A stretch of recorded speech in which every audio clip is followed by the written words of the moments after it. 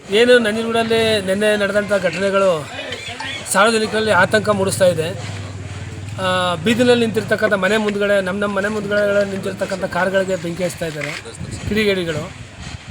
ಇಲ್ಲಿ ನಾವು ಹೇಗೆ ರಕ್ಷಣೆಯಿಂದ ಬದುಕಬೇಕು, ಜೀವನ ಮಾಡಬೇಕು ಅನ್ನೋದು ಗೊತ್ತಾಗ್ತಾ ಇಲ್ಲ. ಇಲ್ಲಿ ಒಂದು ನಮ್ಮ ಶ್ರೀರಾಮ್ಪುರ ಮೊದಲನೇ ಕ್ರಾಸಲ್ಲಿ ಒಂದು ಅಭಿನಾಗಭೂಷಣ ಅವ್ರ ಮನೆ ಮುಂದೆ ನಿಂತಿರ್ತಕ್ಕಂಥ ಒಂದು ಕಾರ್ಗೆ ಬೆಂಕಿ ಹಾಕಿದ್ದಾರೆ. ಅಲ್ಲಿ 5ನೇ ಕ್ರಾಸಲ್ಲಿ ಒಬ್ಬ ದರ್ಜಿಯವರು ನ್ಯಾನೋ ಕಾರ್ಗೆ ಬೆಂಕಿ ಹಾಕಿದ್ದಾರೆ. ಇದರಿಂದ ಸಾರ್ವಜನಿಕರಲ್ಲಿ ತುಂಬ ಆತಂಕ ಮೂಡ್ತಾ ಇದೆ. ರಕ್ಷಣೆ ಕೊಡಬೇಕಾಗಿದ್ದಂಥ ಪೊಲೀಸ್ ವ್ಯವಸ್ಥೆನ ಬಂದೋಬಸ್ತು ಇನ್ನೂ ಜಾಸ್ತಿ ಮಾಡಬೇಕು, ಬೀಟ್ ವ್ಯವಸ್ಥೆ ಜಾಸ್ತಿ ಆಗಬೇಕು. ಇವರು ಬೀಟ್ ಹಾಕಿದ್ದೀವಿ, ನಂಜನಗೂಡಲ್ಲಿ ನಾವು ಈಗ ತಾನೇ ಮಾತಾಡಿದ್ವಿ ಅಧಿಕಾರಿಗಳ ಜೊತೆ. ಅವ್ರ ಹೇಳ್ತಾರೆ ಬೀಟ್ ಹಾಕಿದ್ವಿ, ಹೋಗಿದ್ದಾರೆ, ಸುತ್ತಾಡಿದ್ದಾರೆ ಅಂತ.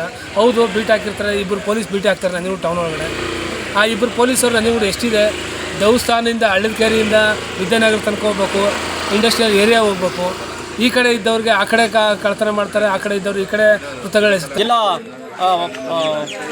ಛಲವಾದಿ ಮಹಾಸಭಾ ಅಧ್ಯಕ್ಷರು ಅವ್ರ ಕಾರನ್ನು ಯಾರೋ ಕಿಡಿಗೇಡಿಗಳು ರಾತ್ರಿ ಸುಮಾರು 1:30ರಿಂದ 2 ಗಂಟೆ ಸಮಯದಲ್ಲಿ ಉದ್ದೇಶಪೂರ್ವಕವಾಗಿ ಏಕಾಏಕಿ ಬಂದು ನಿಂತಿರತಕ್ಕಂಥ ಕಾರು, ಆ ಕಾರು ಮೇಲೆ ಹಾಕಿರತಕ್ಕಂಥ ಟಾರ್ಪಾಲ್ ಏನಿದೆ ಅದಕ್ಕೆ ಪೆಟ್ರೋಲು ಅಥವಾ ಸೀಮೆಣ್ಣನ್ನು ಸುರಿದು ತುಂಬ ಕರಕಲಾಗಿ ಟೈರು ಮತ್ತು ಮುಂಭಾಗ ಮತ್ತು ಹಿಂಭಾಗ 2 ಟೈರ್ಗಳು ತುಂಬ ಕರಕಲಾಗ ರೀತಿ ಕಿಡಿಗೇಡು ಸುಟ್ಟಿದ್ದಾರೆ.